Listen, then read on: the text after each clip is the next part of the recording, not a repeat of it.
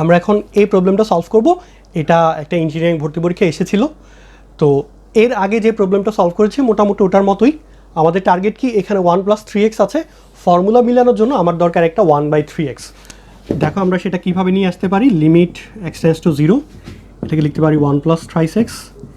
এখন উপরে নিচে 3 দিয়ে মাল্টিপ্লাই করব, তাহলে এটা হয়ে যাবে 3x, আর উপরে হচ্ছে 3x + 6।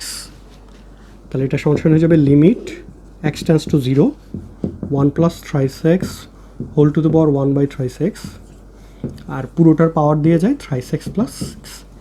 এখন x টেন্ডস টু 0 জন্য এই অংশটার ভ্যালু হচ্ছে e, আর x টেন্ডস টু 0 হলে এটা 0, তাহলে পাওয়ার থাকবে 6। সো অ্যান্সার হচ্ছে e⁻6।